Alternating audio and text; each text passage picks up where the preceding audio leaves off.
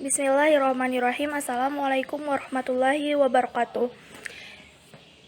Di sini saya akan menjelaskan tentang konsep pendidikan menurut Ivan Illich dalam mata kuliah Filsafat Pendidikan. Dosen pembimbing Bapak Muhammad Jaidi MPD yang disusun oleh kelompok 12 yang beranggotakan Dewi Sinta dengan username 20.04.01382 dalam Sekolah Tinggi Agama Islam Rasidiyah Khalidiyah Amuntai. Program Tadris Bahasa Inggris semester 2 tahun akademik 2020-2021.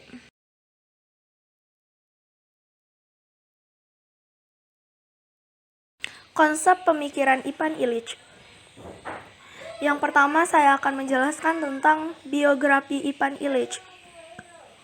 Ivan Illich lahir di Wina, sebuah kota yang menjadi ibu kota negara Australia, pada tahun 1926.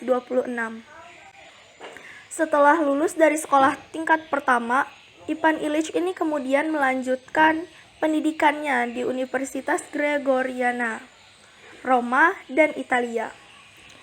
Di universitas itu, Ivan Illich belajar tentang teologi, di mana setelah lulus dari Universitas Gregoriana, kemudian ia memutuskan untuk sekolah lagi di Universitas Salzburg. Di universitas tersebut, ia mendapatkan gelar doktor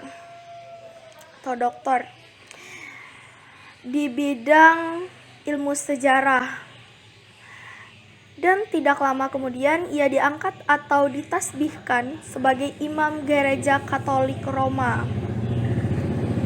Sejak tahun 1981, Ivan Illich ini menjadi profesor tamu di Göttingen dan Berlin di Jerman. Dan akhirnya tahun 1982 ia mengajar di Berkeley, California, dan Amerika Serikat.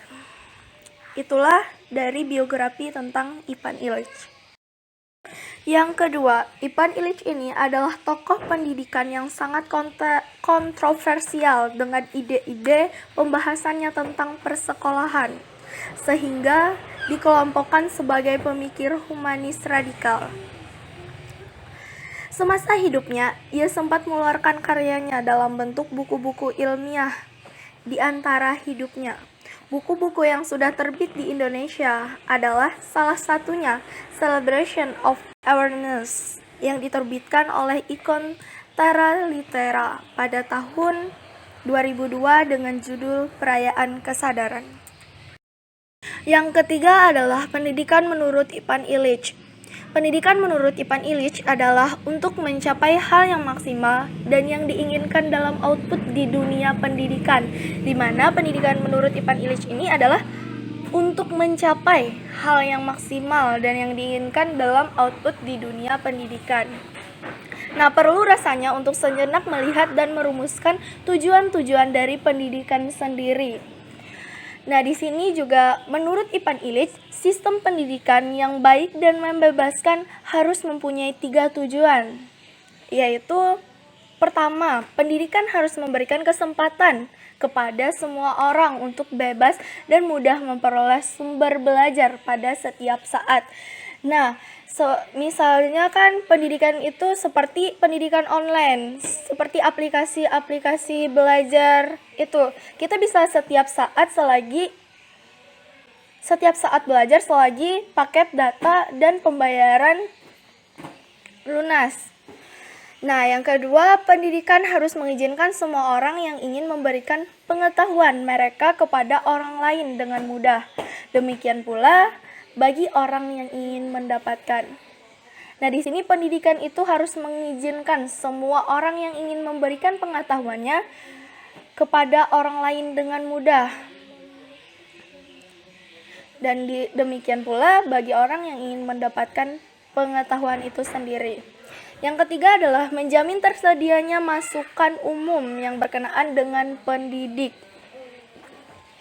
Nah, di sini yang ketiga dalam tujuan sistem pendidikan harus menjamin tersedianya masukan umum yang berkenaan dengan pendidik. Itu menurut Ivan Illich.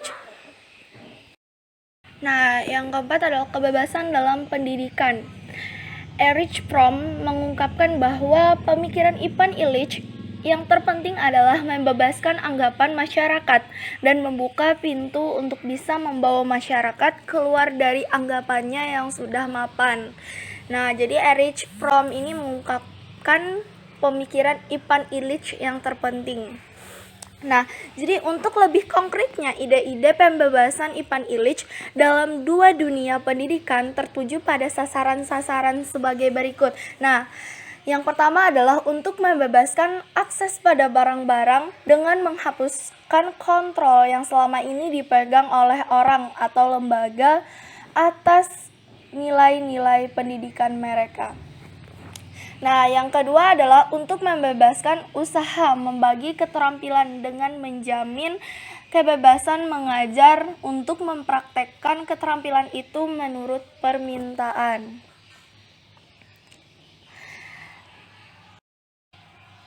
Nah, yang ketiga adalah untuk membebaskan sumber-sumber daya yang kritis dan kreatif yang dimiliki rakyat dengan mengembalikan kepada masing-masing orang kemampuannya dalam mengumpulkan orang dan mengadakan pertemuan.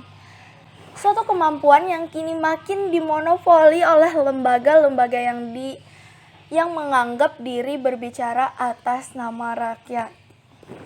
Yang keempat adalah untuk membebaskan individu dari kewajiban menggantungkan harapan-harapan pada jasa-jasa yang diberikan oleh profesi mapan manapun seperti sekolah, dengan memberikan kesempatan belajar dari pengalaman teman sebayanya dan mempercayakan kepada guru, pembimbing, penasehat yang dipilihnya sendiri. Selanjutnya adalah demokrasi pendidikan menurut Ivan Illich. Menurut Illich, sekolah merupakan sarana umum yang palsu. Sekilas memang sekolah memberikan kesan terbuka terhadap semua orang yang datang ke sekolah. Tapi, dalam kenyataannya, sekolah hanya terbuka kepada mereka yang terus-menerus memperbaharui surat kepercayaan mereka. Maka sekolah diibaratkan seperti jalan tol bagi mereka yang mampu membayar biaya sekolah. Maka mereka akan dengan leluasa masuk pada pendidikan di sekolah dan menikmatinya. Tetapi bagi mereka yang tidak mampu membayar, maka mereka tidak ada kesempatan untuk memperoleh pendidikan di sekolah. Ini diakibatkan karena mahalnya biaya pendidikan.